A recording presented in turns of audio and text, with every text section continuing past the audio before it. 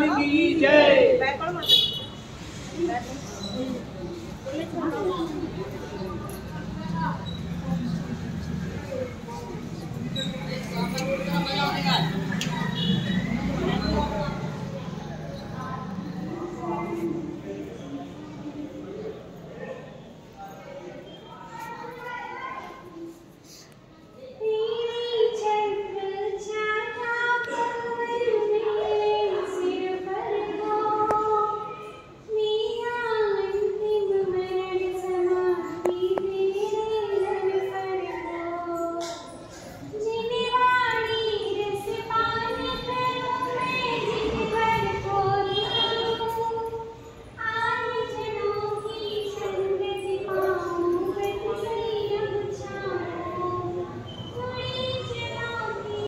सभी बैठ जाए और पूज्य माता जी के चरणों में निवेदन अर्पण कर ले। सभी बैठ जाओ माताओं। आवाज दे रहा हूँ मंदिर की कमेटी को। मंदिर की कमेटी के खड़ी हो जाए सभी और श्रीफल लेकर के पूज्य माता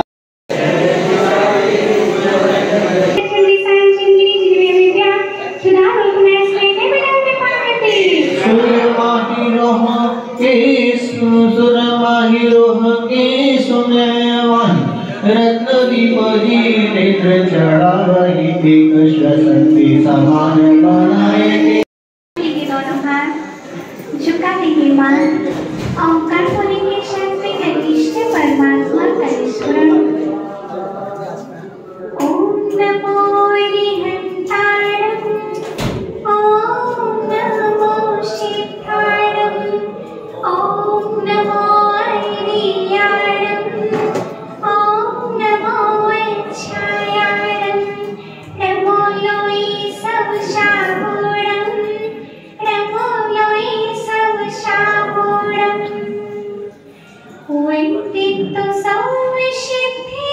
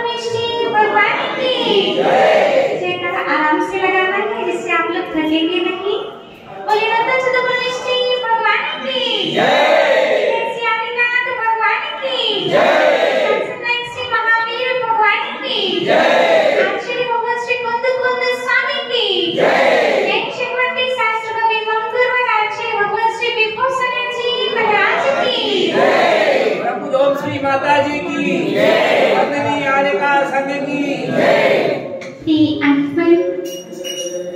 हे मां जिनवाणी तेरी जय हो, सदा विजय हो। तेरे विशाल पद में श्रुत सूर्य का उदय हो, श्रुत ब्रह्मा का उदय हो, श्रुत पुत्र का उदय हो।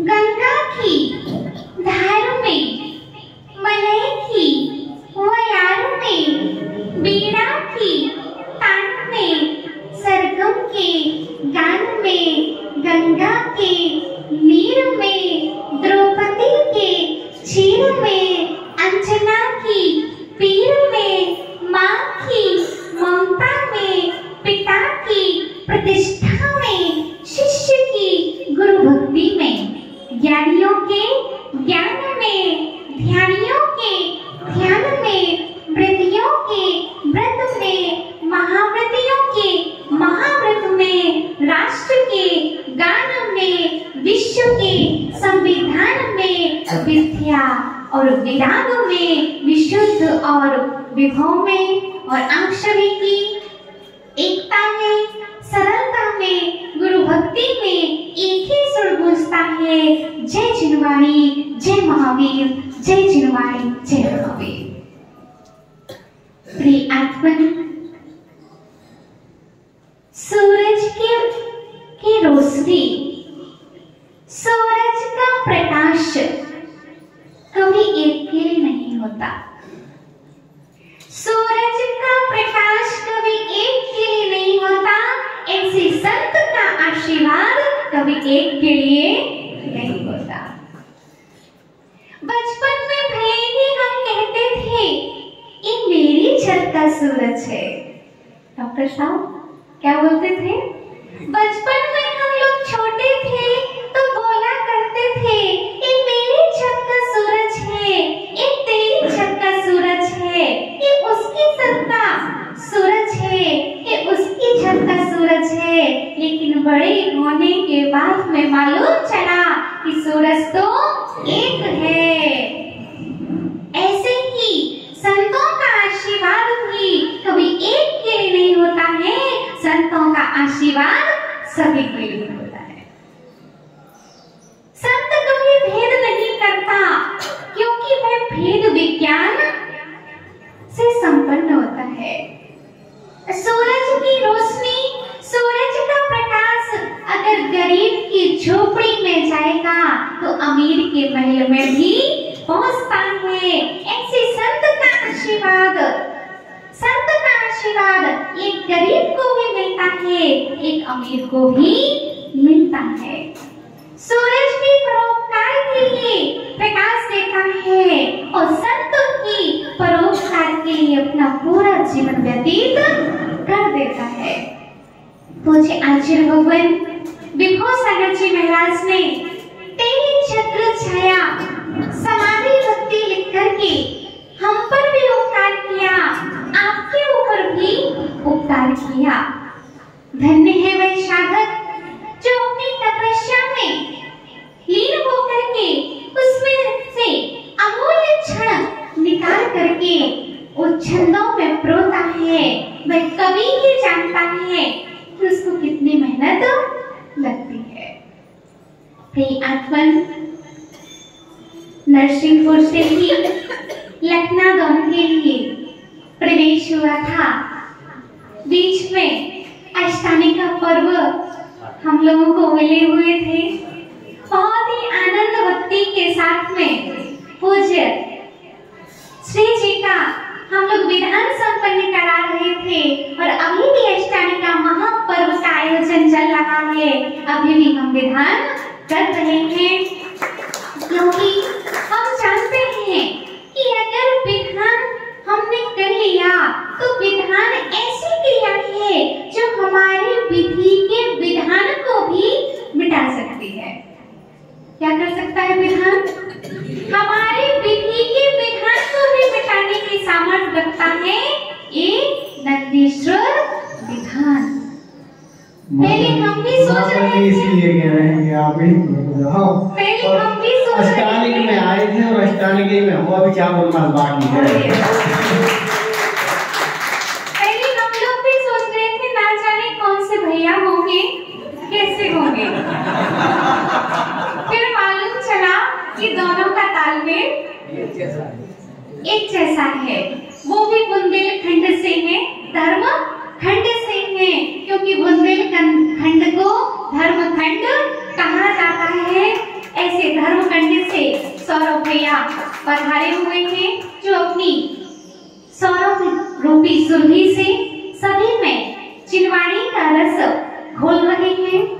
और हम आपसे यही कहना चाहेंगे, क्योंकि पूजन हम लोग प्रतिदिन करते हैं, लेकिन पूजन अकेले अकेले बैठ कर लेते हैं, उसमें ज्यादा निर्जना नहीं होती है। लेकिन जब हम लोग साथ में बैठ करके, समूह में बैठ करके विधान का आयोजन करते हैं, तो सामूहिक में निर्जना होती है, सम्मिलित वर्धनी क्रिया चलती है, रत्नात्रय वर्धनी क्रिया चलती है, मंगल वर्धनी क्रिया चलती है। विधान को सुनने से, विधान को करने से, इसलिए मैना सुंदरी ने भी पूजा तो की थी, लेकिन सामूहिक पूजा की थी और सिद्ध चक्र महामंडल विधान का आयोजन किया था। उसके लिए उसने कोई मंडप तैयार नहीं किया था, अपने मन के मंडप पर ही भगवान को विराजमान किया था, जैसे आप सभी ने मन को ही मंडप बना दिया है।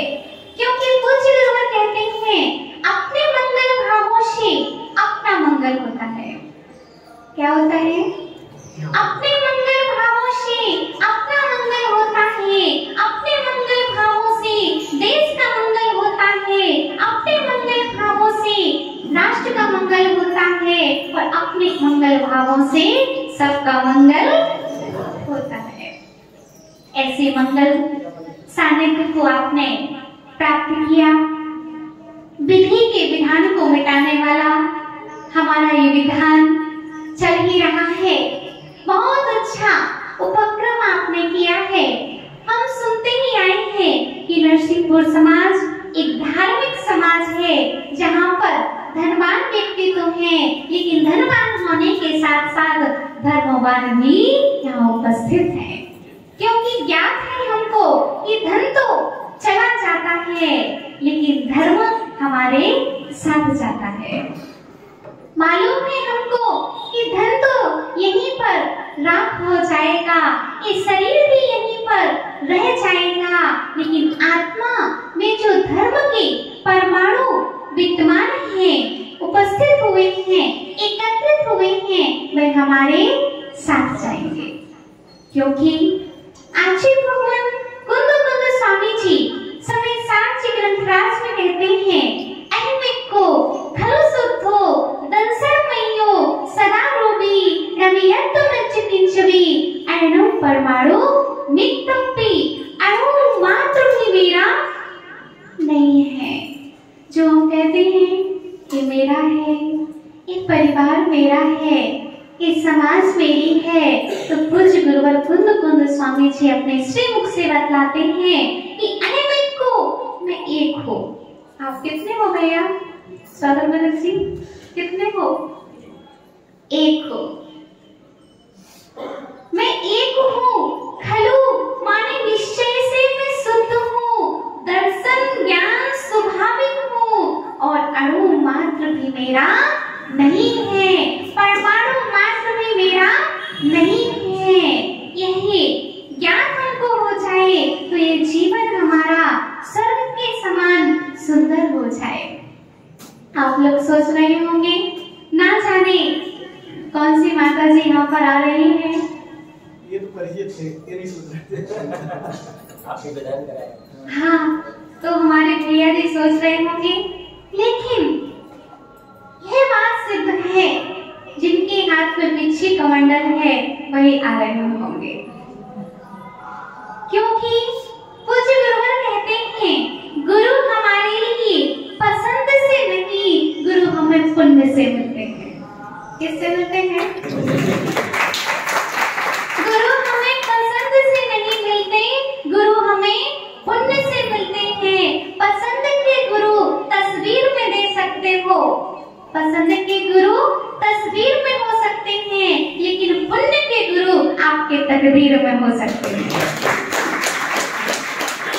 क्योंकि डॉक्टर साहब, मान लीजिए हमारे गुरुवर आचार्य भगवान विभो सागर जी महाराज हैं, लेकिन आप बताइए कि हमारी समाधि जब होगी तब कौन से गुरु काम आएंगे? बोलिए। ना, जो हमारे निकट रहे, जो हमारे पुण्य में होंगे, जिनको हमने जीवन भर अर्घ चढ़ाया होगा, जिनके जीवन भर हमने पूजा की होगी, कदाचित वह गुरु हमारे काम ना आए, क्योंकि आयु में फर्क होता है। बोलो ना, आयु में फर्क होता है। जीवन भर हमारे गुरु एक रहेंगे, लेकिन अंत समय कौन से गुरु काम आ जाएंगे इसका कोई हमको पता नहीं है। तो जीवन के गुरु अलग हो सकते हैं, लेकिन समाधि के गुरु हमारे पुण्य से होंगे। दीक्षा गुरु हमारे एक हो सकते हैं, लेकिन समाधि के गुरु कौन होंगे इसका ज्ञान हमको नहीं होता है। इसलिए पूज्य गुरुवर कहते हैं, गुरु हमें पसंद से नहीं, गुरु हमें पुण्य से मिलते हैं। जिसका जितना पुण्य होता है उसको वैसे गुरु मिल जाते हैं। और यह बात निश्चित रखना कि समाधि के समय कौन से क्षुल्लक जी आपके पास होंगे, बोलो, इसका मालूम है? हम चाहते हैं कि आचार्य परमेष्ठी हमारे सम्मुख हो, लेकिन आपके पुण्य में नहीं है, पुण्य में नहीं है, तो समाधि कराने एक ब्रह्मचारी भैया भी आ सकते हैं। बोलो, जिन भैया का हमने नाम नहीं सुना होगा, सत्य कड़वा होता है लेकिन औषधि वही होती है।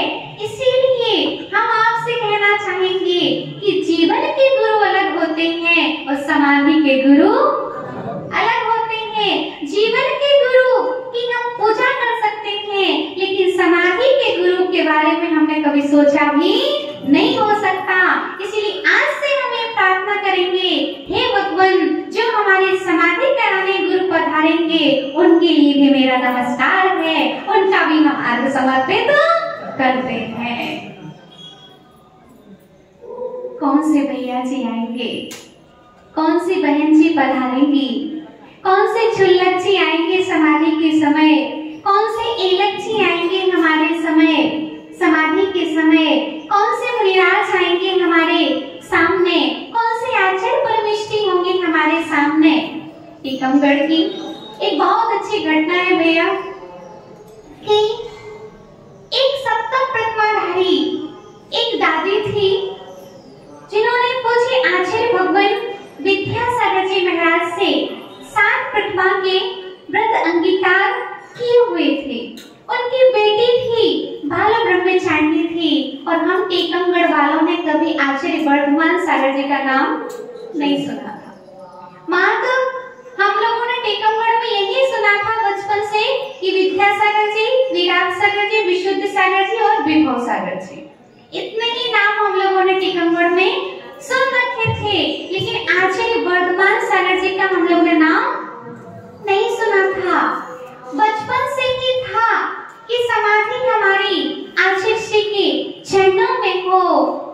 उन दादी की समाधि का समय आया, 7 प्रतिमा थी, उन्होंने जीवन भर अर्घ्य चढ़ाया, लेकिन अंत समय हम लोगों ने ना उनको तस्वीर में देखा, वर्धमान सागर जी को ना उनका हमने नाम सुना था कि कभी वो टीकमगढ़ में आएंगे, और आचार्य वर्धमान सागर जी टीकमगढ़ आए और अंत समय में उनको ले जाने की और कहीं पर जाने की उनके अंदर क्षमता नहीं थी, और आचार्य वर्धमान सागर जी ने उनको दीक्षा दी, और दीक्षा देकर के उनसे समाधि मरण हुआ।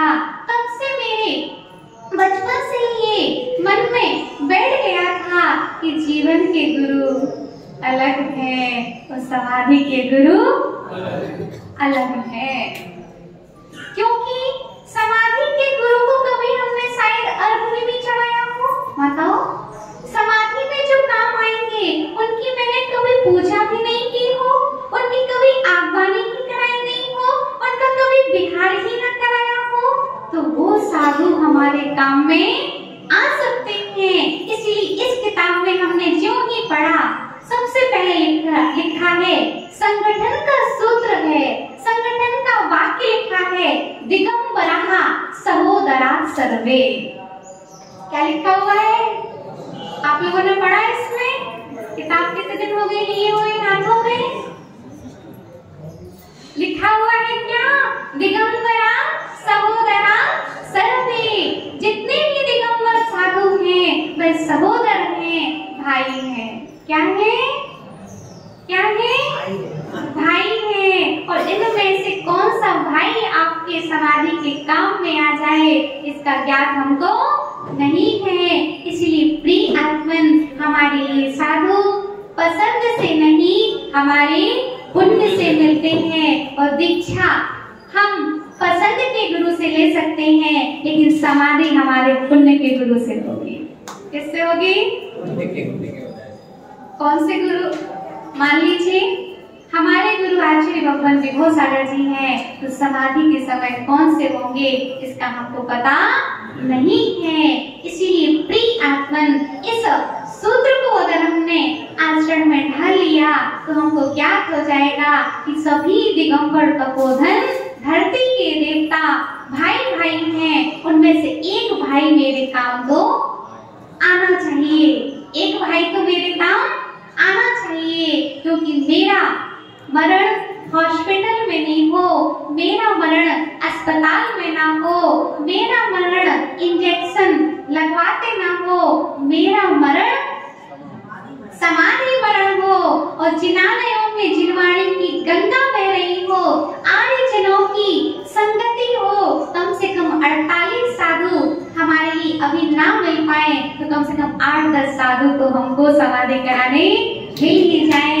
ऐसा पुण्य हम बना के रखें। कुछ गुरुवर ने इसीलिए समाधि भक्ति की रचना की कि हर संघ में, हर समाज में इस समाधि भक्ति पहुंचे और हमारे अंदर में समाधि की भावना जागे और हम अपने बच्चों से कह सकें कि बेटा अंत समय में तुम दुकान का हिसाब हमको मत दिखाना, प्रॉपर्टी के कागजात हमको नहीं दिखाना, अभी तुम हमारे लिए समाधि भक्ति सुनाना कि तेरी छत्र छाया भगवान मेरे सिर पर हो, मेरा अंतिम मरण समाधि तेरे दर पर हो। जो हम जीवन में जिएंगे वही हमारे लिए समाधि में याद आएगा। इसीलिए प्रिय आत्मन, हमेशा जीवन की तैयारी करने के साथ साथ में समाधि की तैयारी भी अभी से हमको प्रारंभ करना चाहिए, क्योंकि समय शिखर हम जाते हैं तो कम से कम 8 दिन से हम लोग तैयारी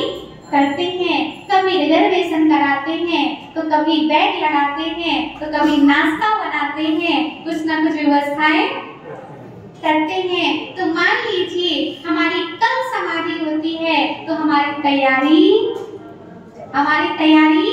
क्या है? तो हमारी समाधि की तैयारी सद्वचनों से होती है, जिनवाणी की रिस्पांस से होती है। इसलिए प्रिय आत्मन, समाधि हमारे समता परिणामों से होती है। कुछ भी टूट जाए, कुछ भी फूट जाए, लेकिन मेरा समता का ताला ना टूटे। समता का ताला टूट जाएगा तो आपका सम्यक दर्शन, तो सम्यक ज्ञान, तो सम्यक चारित्र रूपी रत्न लुट जाएगा।